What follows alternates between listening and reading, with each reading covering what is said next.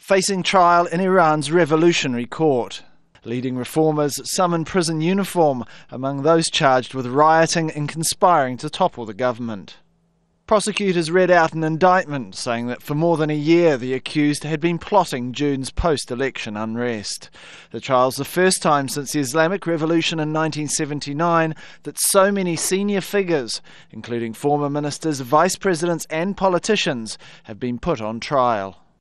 Muhammad Ali ABTAHI was vice president under President Khatami and an advisor to the recent presidential candidate Mehdi Karoubi. MOHSEN AMINZADEH was once deputy foreign minister of Iran. ABDOLLAH RAMEZANZADEH was once a government spokesperson. And BEHZAD NABAVI was once industry minister and the deputy speaker of parliament. These people, some of them I know personally, some of them by reading about them and following their activities since 30 years ago. These people are virtually the leaders of the revolution, and they've been serving the government in the last 30 years, and they've been icons of the Islamic revolution. And most of, for example, Mr. Nabavi was a spokesperson of government, Mr. Rafsanjani's government, and after that he was in highest positions.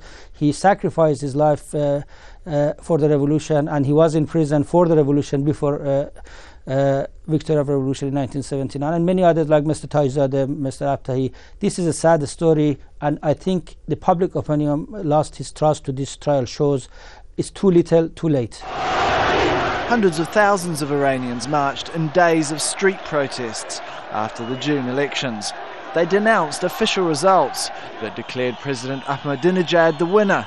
Opposition groups say Ahmadinejad engaged in massive fraud, stealing the vote from opposition leader Mir Hossein Mousavi. The demonstrations which followed were ruthlessly suppressed. State media say around 8,000 people arrested at the time now remain in prison. Reformist websites have denounced the trial, saying the defendants have had no access to lawyers. They've also rejected the reported confessions of some senior figures, in which they admit the claims of election fraud were made up to fuel the unrest.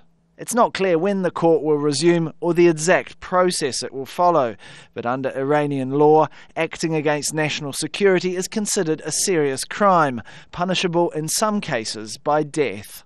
Tarek Bazely, Al Jazeera.